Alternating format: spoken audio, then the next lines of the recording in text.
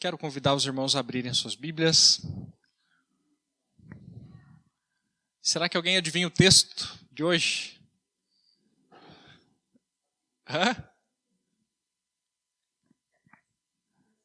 Mateus 5. 5 o quê? 5:5. Mateus 5:5. Pela lógica, né? Pela lógica, semana passada nós falamos sobre os que choram. Bem-aventurados os que choram.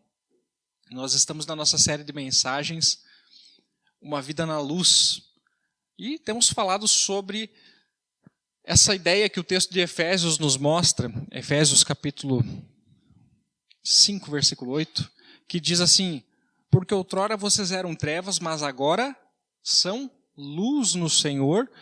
Então agora faz sentido que vocês vivam como filhos da luz.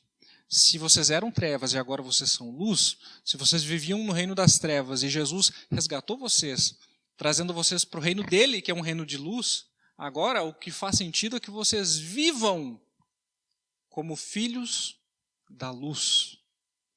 Vivam como filhos da luz. Esse sermão do monte, como nós vimos e vamos ver, Jesus não está simplesmente nos ensinando regras de comportamento. Muitos religiosos da época entendiam a lei de Moisés dessa forma. Entendiam que a lei era as regras de comportamento externo que nós precisávamos cumprir, as cerimônias que nós precisávamos fazer para sermos aceitos por Deus, para chegarmos diante de Deus. Jesus, ele nos mostra que as regras externas não são capazes de transformar as nossas motivações internas. Não são capazes de tocar lá no fundo do nosso coração e transformar os nossos desejos, nossas vontades e quem de fato nós somos. Então Jesus não está falando sobre regras de comportamento, o que você precisa fazer para ser aceito por Deus. Ele está falando sobre um tipo de pessoa que nós precisamos ser, um novo tipo de pessoa, não mais como filhos das trevas, mas como filhos da luz agora, nesse novo reino. E nós precisamos ser o tipo de pessoa que combina com Jesus. Se nós pudéssemos dizer o que é um filho de Deus, como vive um discípulo de Jesus, ele combina com Jesus. É alguém que combina com o jeito de Jesus fazer as coisas, com o jeito de Jesus sentir, pensar, olhar para o próximo, olhar para as situações da vida.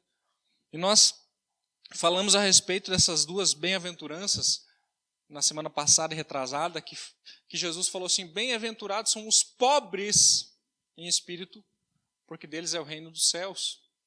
E bem-aventurados os que choram, porque eles serão consolados. São duas bem-aventuranças que são completamente contrárias ao que nós ouvimos por aí, que significa ser bem-aventurado e ser feliz. É uma coisa que não cabe no nosso entendimento direito. Quando Jesus diz bem-aventurados ou felizes aqueles que são pobres, isso não faz sentido para nós. Da mesma forma, bem-aventurados ou felizes são aqueles que choram, também não faz sentido para nós. Hoje Jesus continua nessa mesma linha de pensamento, nos falando a respeito de outra bem-aventurança que aos nossos olhos não faz muito sentido. Mateus capítulo 5, versículo 5, Jesus diz assim: bem-aventurados os mansos, porque herdarão a terra. Ou bem-aventurados os humildes, porque receberão a terra por herança. Essa palavra manso que Jesus utiliza aqui não é exatamente uma palavra que nós consideramos um elogio, não é mesmo? Quando nós falamos a respeito de alguém que é manso, nós não entendemos que isso é um elogio para a pessoa, muitas vezes pelo contrário. Nós temos a ideia de que manso é alguém que é meio passivo demais, alguém sem voz, meio sem atitude, que é meio indiferente às situações, que o mundo está caindo ao redor dele, não estou nem aí, parece que nem percebe o que está acontecendo. Alguém mole, que não tem uma postura, não é firme nas suas decisões. Nós entendemos que alguém manso é mais ou menos dessa forma. Ainda mais no cenário que nós vivemos hoje, de incertezas políticas, conflitos por toda parte, onde o que conta de verdade, o que importa realmente é você demonstrar força, demonstrar poder. É ou não é?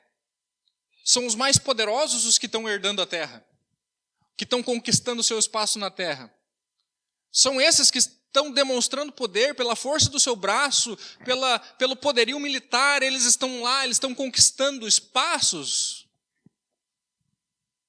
Nós poderíamos entender que isso significa herdar a terra, né? Demonstramos poder e quem pode mais, ganha mais. No meio desse cenário, nós precisamos voltar os nossos olhos para Jesus. No tempo de Jesus, eles também viviam com esses dilemas. Você se lembra qual era o cenário político do Novo Testamento quando Jesus chegou?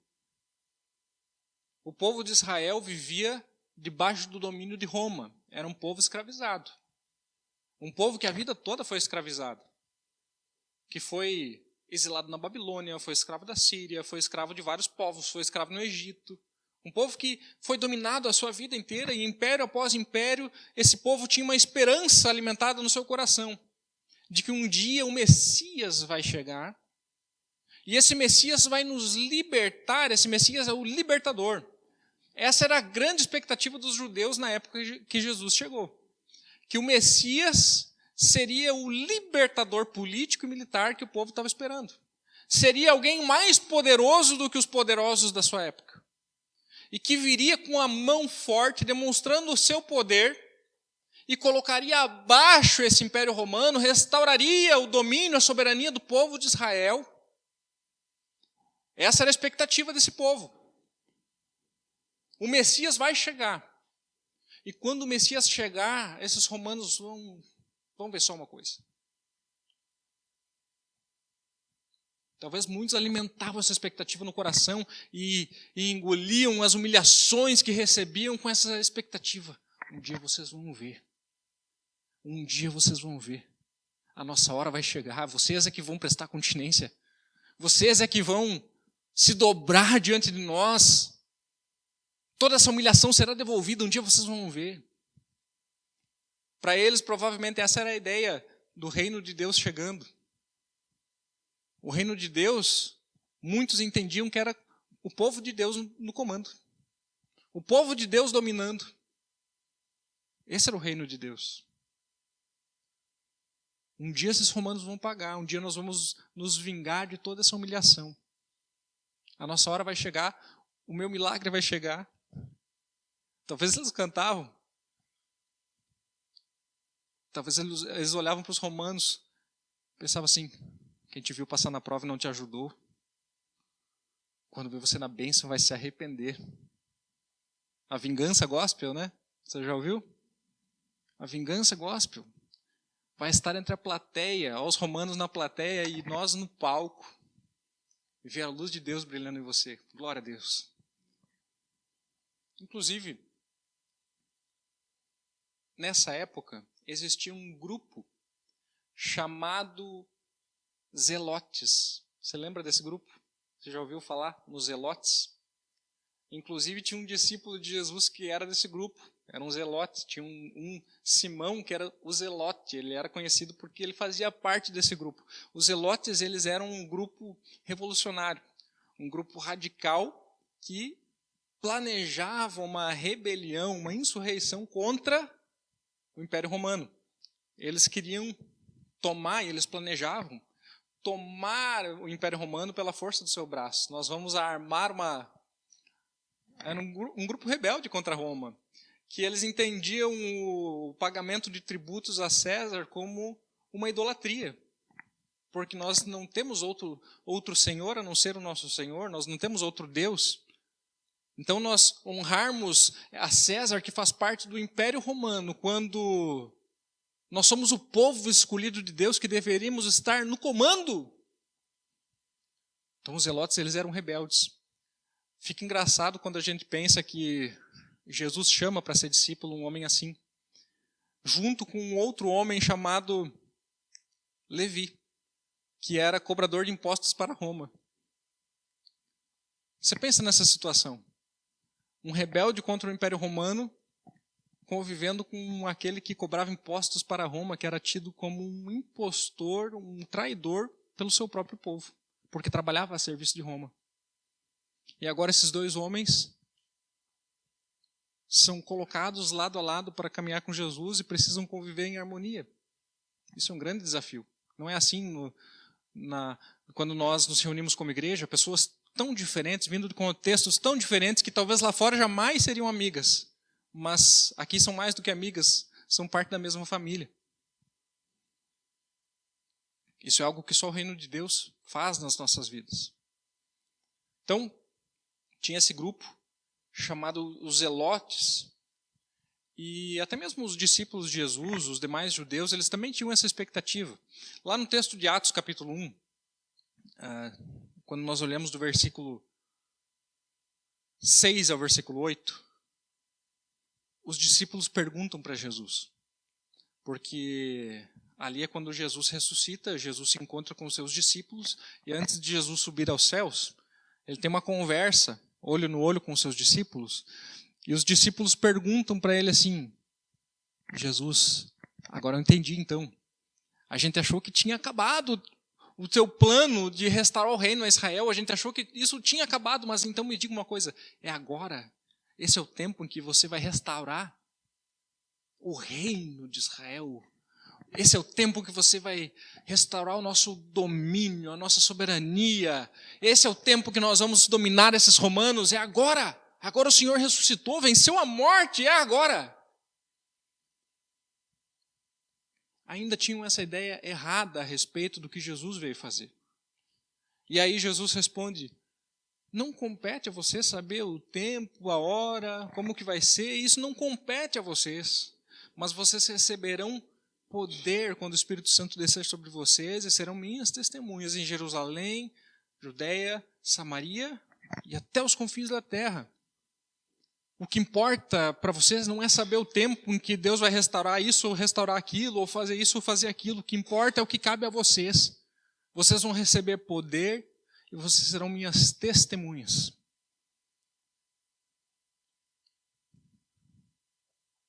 Talvez alguns dos discípulos pudessem, ainda com essa expectativa errada, olhar para essa fala de Jesus e falar assim: agora eu entendi, o Senhor vai nos dar poder. Então nós seremos poderosos, quem vai destruir Roma somos nós, não é o Senhor. Nós é que vamos acabar com esses romanos, porque agora nós recebemos poder. Mas esse poder que Jesus estava lhes concedendo não era um poder para guerrear, mas um poder para testemunhar. Não é um poder para exercer domínio, mas um poder para exercer mansidão. E é muito mais necessário o poder de Deus para que nós possamos dominar o nosso próprio coração e ser mansos do que nós precisaríamos para dominar um outro império. Provérbios nos diz que é muito mais difícil um homem dominar a si mesmo do que conquistar uma cidade. Mais vale aquele que domina o seu próprio espírito, o seu próprio coração, do que aquele que conquista uma cidade. Isso é muito mais difícil. E nós precisamos de muito mais poder do alto para exercermos a mansidão e testemunharmos a respeito de Cristo. Testemunhamos a respeito de Cristo quando andamos como Ele andou. Nós vamos olhar um texto mais para frente que nos diz que Ele era manso e humilde. Como nós vamos testemunhar a respeito de Cristo? Nos armando para a guerra com o nosso próximo. Isso não combina com Jesus. Nós falamos que queremos combinar com Jesus, isso não combina com Jesus. Diante desse cenário de indignação que o povo estava vivendo na época, Jesus ensina sobre como os filhos de Deus agem e reagem diante das ofensas, injustiças, injúrias recebidas nesse mundo. A primeira coisa que nós vamos ver é quem são esses mansos. Quem são os mansos? A palavra manso ela pode e é traduzida por humilde em algumas versões da Bíblia, e está correto. Embora na nossa língua haja uma pequena diferença entre uma palavra e outra, nós entendemos que a humildade é o que nos leva a agirmos mansamente. Por nós sermos humildes, nós somos mansos. A humildade é eu não me colocar em primeiro lugar. O autor chamado Timothy Keller, num livro chamado Ego Transformado, um livretinho pequenininho, mas excelente. Ele diz assim, que muitas vezes nós entendemos que a humildade é pensar menos a respeito de nós mesmos, nos inferiorizar, pensar menos de nós. E ele diz que isso não é humildade. Humildade não é pensarmos menos de nós, mas pensarmos menos em nós. Nos colocarmos menos no centro de todas as coisas, pensarmos mais no nosso próximo, pensarmos mais no Senhor. E isso nos leva, esse tipo de humildade nos leva a agir com mansidão, e principalmente reagir com mansidão. Porque a mansidão ela não fala tanto da forma como nós agimos. A mansidão fala muito sobre a forma como nós reagimos. Como nós reagimos às situações da vida, às injustiças sofridas. Nós falamos no versículo 13, 4, sobre aquele que se vê como um pobre, reconhece diante de Deus que não tem nada e que não é nada, e que lamenta por isso, ele chora por isso. São as duas primeiras bem-aventuranças. Agora, nós falamos a respeito da mansidão. E a mansidão, ela é ressaltada quando outras pessoas concordam com aquilo que eu admiti diante de Deus. Presta atenção. Nós admitimos, e não temos tanta dificuldade assim, em admitir diante de Deus, mesmo que da boca para fora, a nossa pobreza espiritual. Nós reconhecemos que não temos nada, e muitas vezes nos lamentamos por isso e choramos por isso, mas nós temos a dificuldade quando alguém concorda com isso. Eu digo, eu sou um pobre pecador, mas se alguém me diz, tu é um pecador, eu me ofendo. Eu digo, meu coração é complicado, eu não presto. Mas se alguém me aponta e fala, tu é complicadinho, hein? Você não presta. Eu já olho e digo, mas quem é você?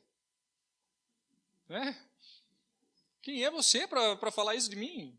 Mas eu admiti isso diante de Deus, mas agora diante dos homens, diante do próximo, é difícil. É difícil quando o outro percebe quem eu de fato sou. Tem um autor que diz assim, ele conta uma história, mas é mais ou menos assim, se alguém falar mal de você, não fique chateado. Fique feliz, na verdade, essa pessoa não sabe nem a metade do que você de fato é. Ele conta a história de um pastor que recebeu uma carta, uma mensagem de uma irmã da igreja, dizendo para ele que todos os defeitos que ele tinha. Você é isso, você é aquilo. Aquele dia tal coisa aconteceu. Você não me cumprimentou tal dia. Ou o jeito que você fala não dá para entender nada. Ou eu acho que você não é um bom líder, eu acho que você é isso, você é aquilo. E aí ele diz que ele teve aquela raiva naquele momento, que ele teve aquela vontade de responder assim, ó, você que não tem compromisso, é você que está falando coisas que você não sabe os problemas que eu estou enfrentando, você não sabe as coisas que eu preciso fazer. E aí ele disse que o Espírito Santo falou com ele, e ele escreveu uma mensagem e respondeu para ela, irmã, tudo que você falou é verdade. E você não sabe nem a metade. Eu sou muito pior do que você escreveu. Sou muito pior. Um espírito de mansidão nos leva a olhar para a ofensa do outro e não nos ressentirmos por isso, mas agirmos de forma amável para com o nosso próximo. Isso não é fácil, e é por isso que isso só pode existir na nossa vida pela ação do Espírito Santo. Não é algo natural a nós. Quem naturalmente recebe uma ofensa e devolve amor? Nenhum de nós. Nenhum de nós. Mas quando alguém fala mal ao meu respeito, essa pessoa não conhece de fato quem você é. Você é muito pior do que ela é capaz de perceber. E se você for sincero diante do Senhor, você vai perceber isso.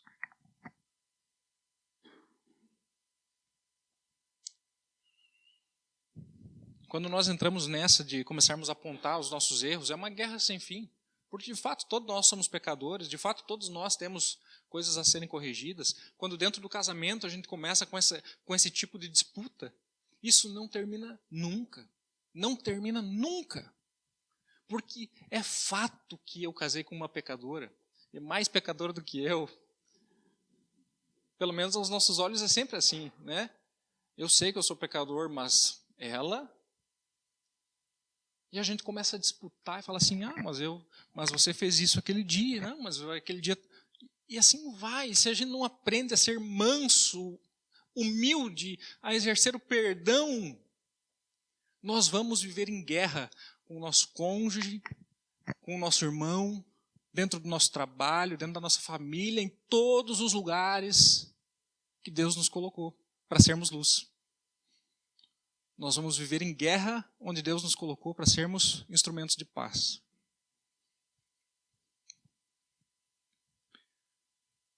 Esse termo que Jesus usa para falar a respeito dessa mansidão é um termo oposto à ira, da irritação, à amargura do coração.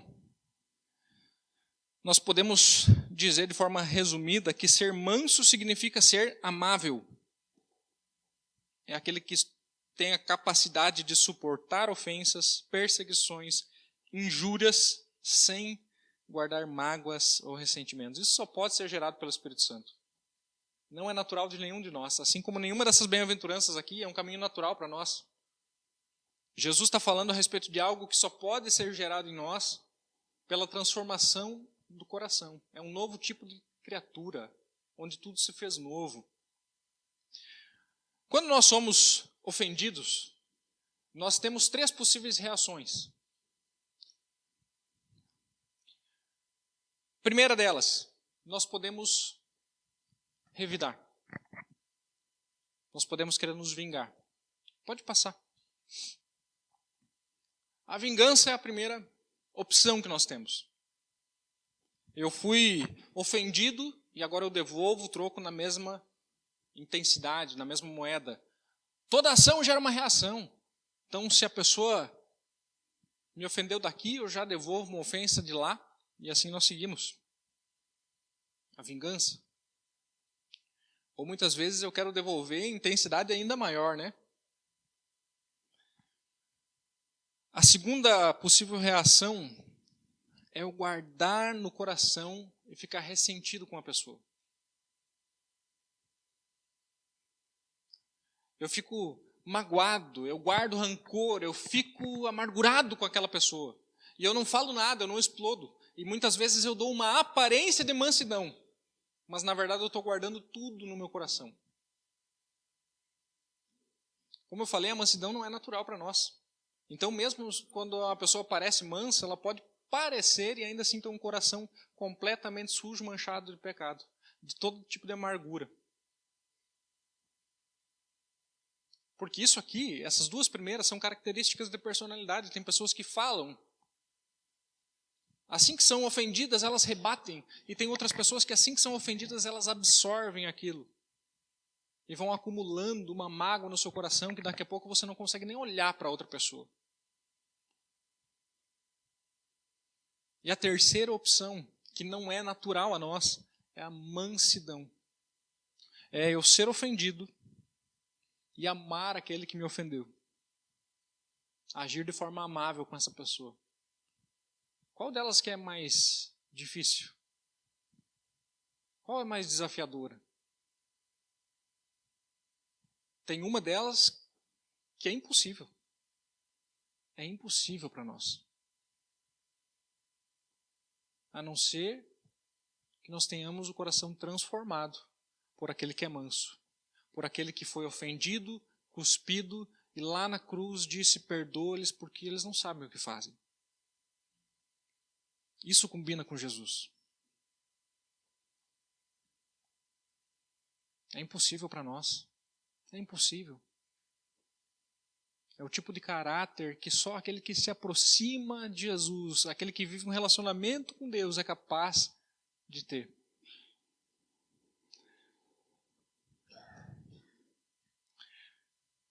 O manso é aquele que não fica pensando apenas nos seus direitos.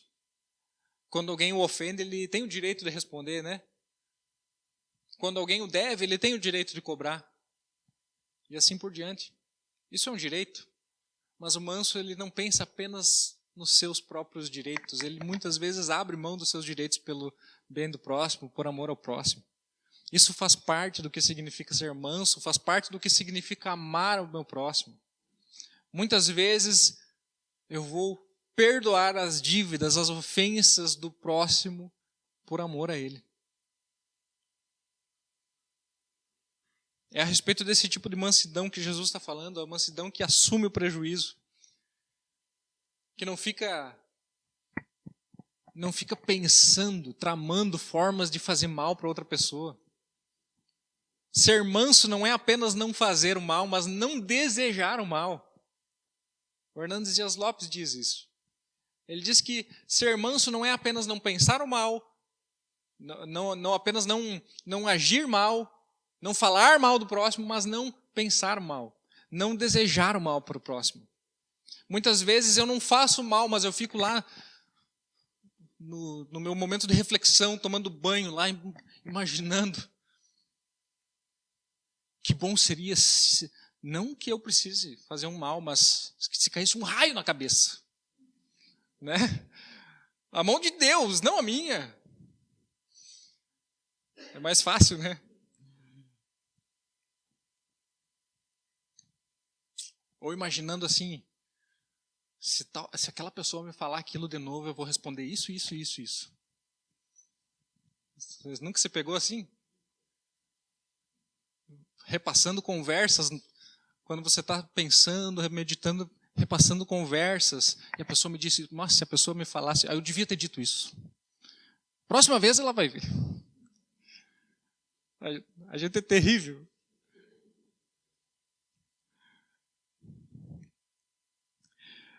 Em segundo lugar, nós vemos a felicidade da mansidão. Nós já olhamos nas outras mensagens, nós já falamos a respeito disso, mas o tipo de felicidade que Jesus nos promete não é como a felicidade que o mundo nos promete. Jesus nos aponta o caminho da felicidade, ele nos diz como de fato nós vamos encontrar a felicidade. Muito diferente da forma como as pessoas estão nos dizendo. Como nós falamos, hoje no mundo o que importa é exercer força, domínio e poder, e as pessoas entendem que isso é ser bem-sucedido, isso é ser feliz. Bem-aventurado é aquele que tem mais poder, que pode impor a sua vontade aos outros. Isso é ser bem-aventurado. Jesus quebra essa lógica do mundo e nos diz que bem-aventurado é o manso. Isso não faz sentido aos nossos olhos carnais. Para o mundo isso não faz sentido, nem pode fazer. Nem pode fazer. O que o cristão mais busca não é o seu sucesso pessoal, a sua reputação, ele ser bem-sucedido, mas ele busca a vontade de Deus em sua vida. Essa é a grande diferença. É o que diferencia os filhos de Deus dos filhos das trevas. Aqueles que andam no reino de luz para os que andam no reino das trevas. É que ele não busca mais viver apenas para si mesmo, voltado para si mesmo. Ele busca a vontade de Deus se cumprindo na sua vida.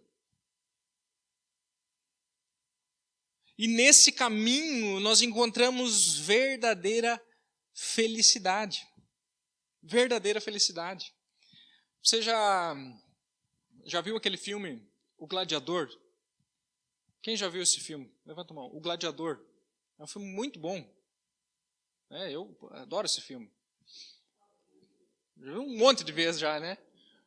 Eu também. Eu já vi, já fiz a Maia assistir junto, já olhamos algumas vezes.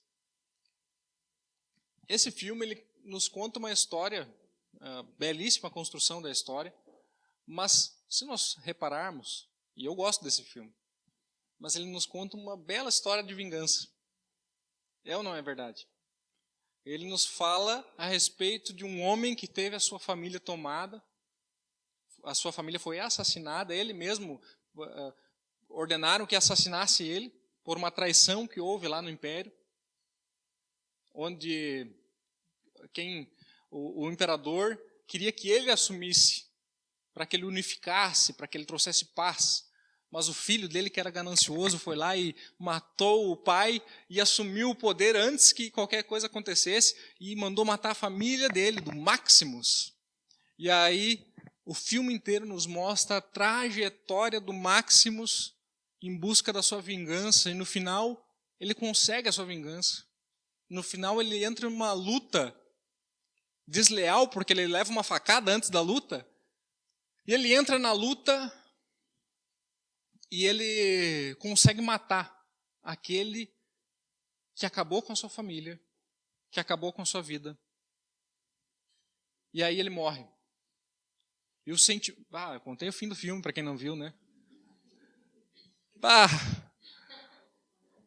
Mas é velho já também, né? E aí ele cai no chão. E aí nós temos aquele sentimento de satisfação no final, porque ele conseguiu o que ele queria. Ele passou um bom tempo correndo atrás da sua vingança. E ele conseguiu, e ele só se satisfez no momento em que ele conseguiu a sua vingança.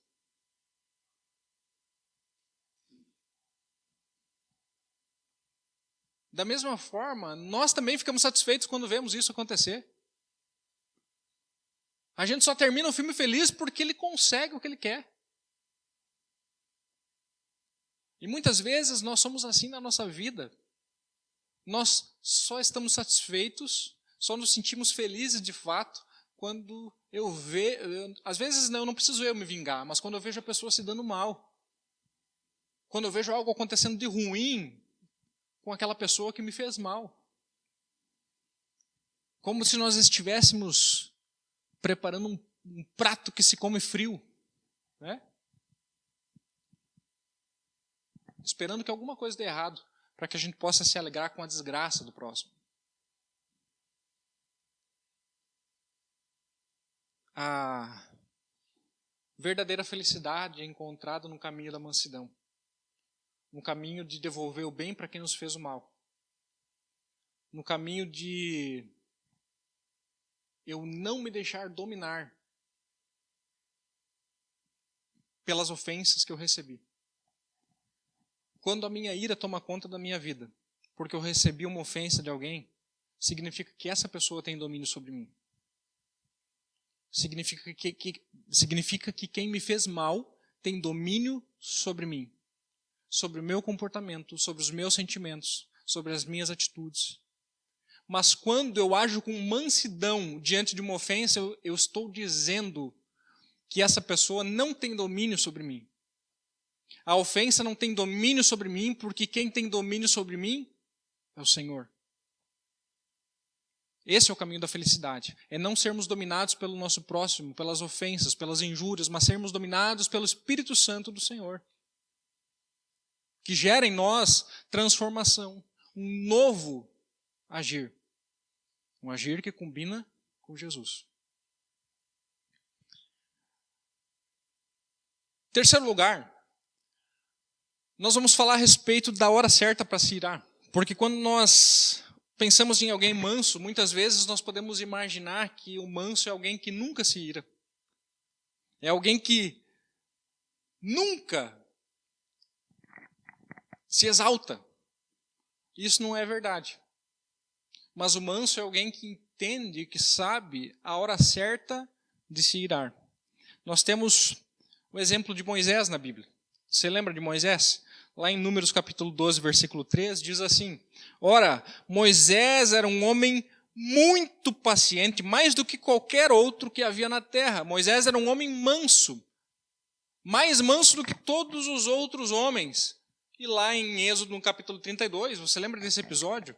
Quando Moisés sobe para receber as tábuas das mãos do Senhor, e ele vai descendo e ele já começa a ouvir um barulho meio estranho. Eu acho que gritaria é essa? Né? Será que estão em festa? E ele desce, e o texto diz que quando ele vê o povo adorando um bezerro de ouro que foi construído, Moisés se ira. Ele joga aquelas tábuas da lei, as pedras, ele joga no chão, e elas se quebram, e Moisés fica irado, ele pega aquele bezerro de ouro numa atitude de ira. Ele esmigalha aquele bezerro de ouro, ele mistura com a água e faz o povo beber. Está aí o Deus de vocês, então. Moisés, ele é dominado por uma ira por zelo à glória do Senhor. Uma ira contra o pecado, contra a idolatria. Uma ira que não está focada nos interesses de Moisés, mas na glória de Deus. E nós temos um exemplo ainda maior no Novo Testamento. Mateus capítulo 11, versículo 29. Jesus diz assim: Tomem sobre vocês o meu jugo e aprendam de mim, pois sou manso e humilde de coração, e vocês encontrarão descanso para as suas almas. Alguém foi mais manso do que Jesus? Tem como? Mas esse mesmo Jesus, lá no capítulo 21, versículo 12 e 13, aparece derrubando as mesas daqueles que estavam vendendo no templo. Num ato de ira, ele chega diante daqueles vendedores que estavam lucrando com os sacrifícios, destrói a mesa, bota tudo abaixo e diz: vocês fizeram da casa do meu pai, que era uma casa de oração, vocês fizeram um covil de ladrões, salteadores. Os sacrifícios tinham virado fonte de lucro para eles, para aqueles cambistas ali. Vinha pessoas de toda parte para sacrificar em Jerusalém. A viagem era longa. Você trazer um animal lá de não sei aonde, lá da Galileia, você vem com seu bichinho e você vem sacrificar lá em Jerusalém. Às vezes podia ser trabalhoso.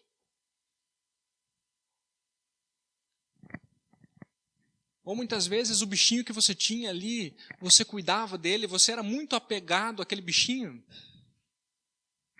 Você falava: não, eu não vou entregar esse daqui ao Senhor. Era muito mais fácil eu ir lá, pagar uma quantia e entregar um animal que eu não tenho nada a ver com ele. Que eu não tenho apego nenhum. Para mim ele é só dinheiro. E aí eu vou, pago e ofereço. É um sacrifício que não dói no coração, sabe? Um sacrifício que eu não sinto pesar pelo meu pecado. E ao mesmo tempo esses cambistas que cobravam preços absurdos, sabendo dessa alta procura que teria ali, naquele pátio que era o pátio dos gentios, o pátio onde deveria ser o lugar onde todos os povos são bem-vindos para se reunir em oração e adoração ao Senhor, eles fizeram desse pátio um grande comércio, um camelô dos sacrifícios. Você vai e você escolhe o animalzinho que você quiser. Claro, por um bom preço. É mais ou menos alguém que vai vender caneta Bic na porta do Enem a R$100. Para quem esqueceu, é pegar ou largar, né? E vinham o sacrifício ao Senhor como fonte de lucro.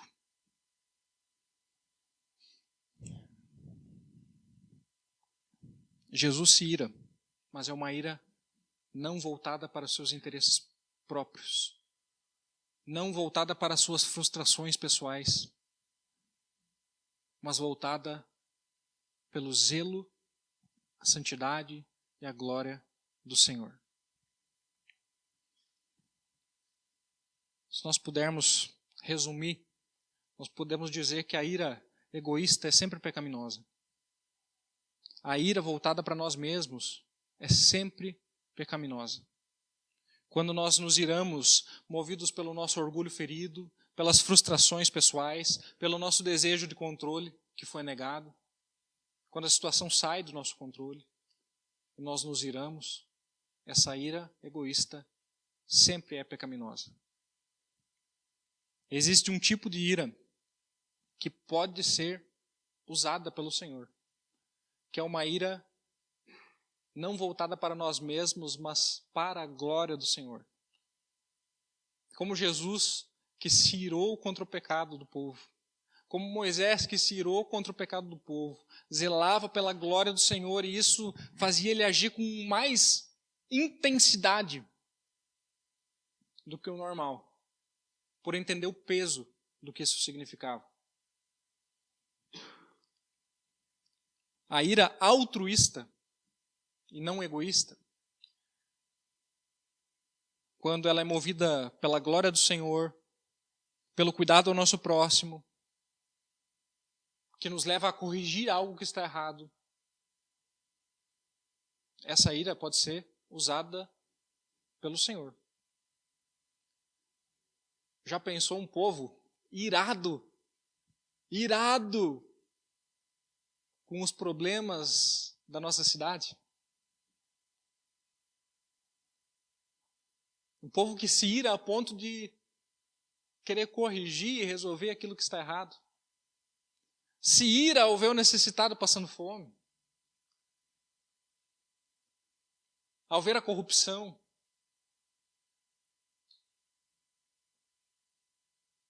Mas não é uma ira voltada para os nossos próprios interesses. E sim voltada para o interesse do nosso próximo, para o cuidado com o nosso próximo e para a glória de Deus. Amém?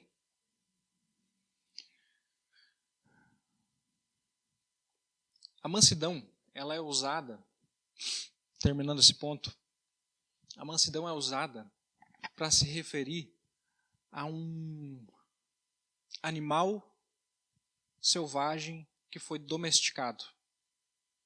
Essa palavra que Jesus usa, ela não se refere a alguém fraco, a alguém mole, que não tem força. Ela se refere a um animal. Pense na figura de um cavalo, um elefante. Você já viu aquela história de que você amarra um elefante em uma árvore desde muito pequeno? Não sei quando que um elefante é muito pequeno, né? Mas desde quando é filhote, você amarra ele ao pé de uma árvore, ele não consegue sair dali, ele se debate, daqui a pouco esse elefante vai crescendo e você pode deixar ele amarrado num broto, que ele não vai sair dali, porque ele entende que ele não tem força suficiente para sair. Ele tem muita força, mas ele está domesticado, ele está dominado. Ele está manso. Um cavalo, da mesma forma, ele passa por todo um processo, né? Tem os domadores de cavalo que fazem um trabalho ali, que ele pega aquele cavalo que parece que não tem como domar. E em pouco tempo, aquele cavalo está domado. E aquela grande força está sob domínio. Jesus está falando não de alguém fraco, mas alguém que tem o seu poder sob controle. Alguém que tem o seu poder não sob controle das circunstâncias, das situações, e nem mesmo sob o seu próprio controle. Que é importante nós sabermos nos dominar.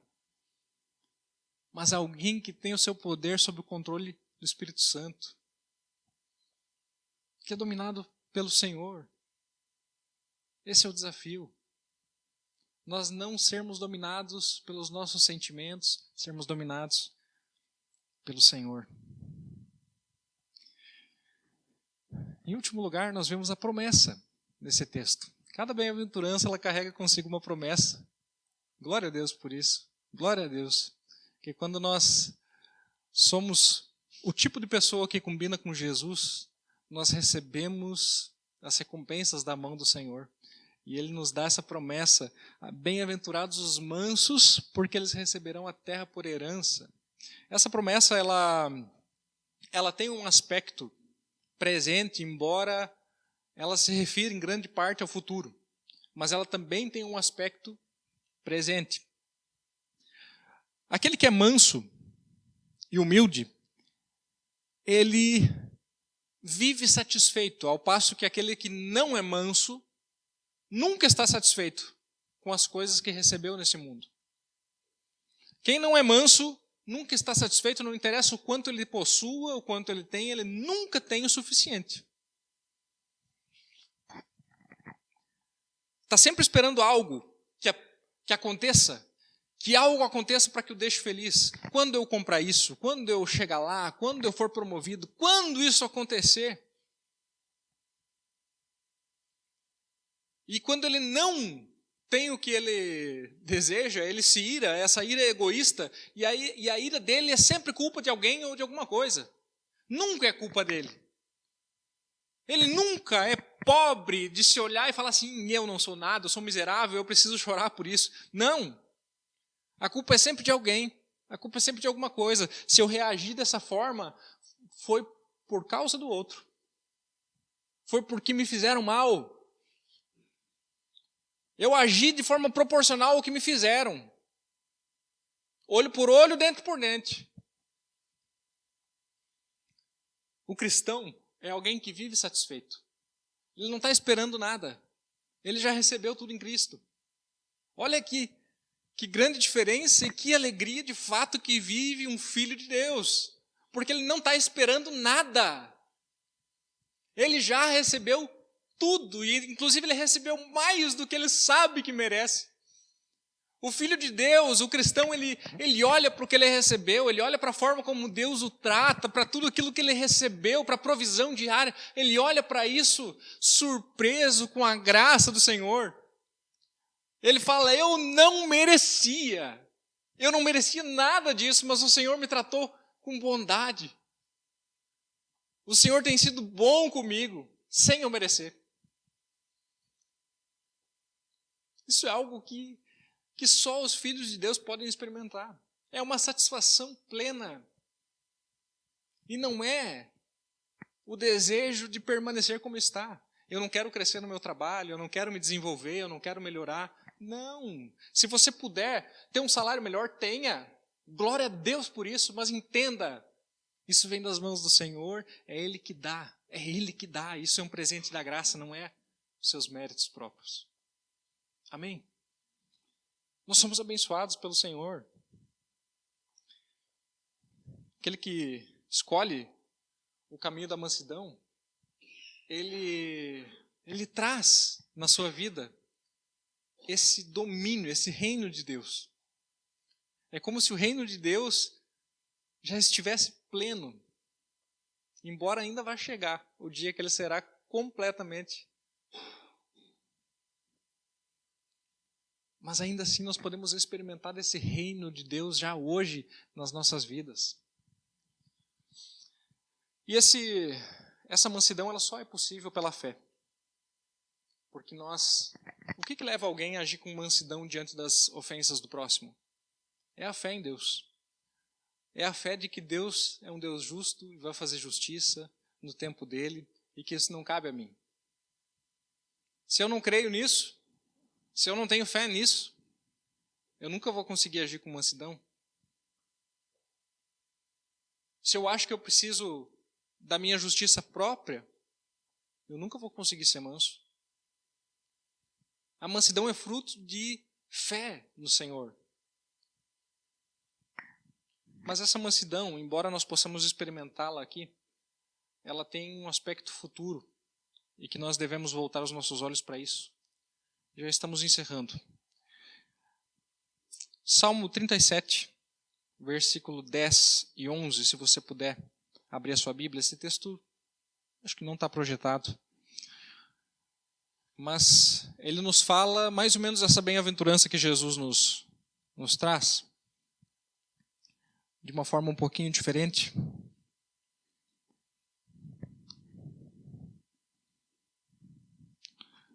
Salmo 37, versículo 10 e 11. Quem pode ler para nós?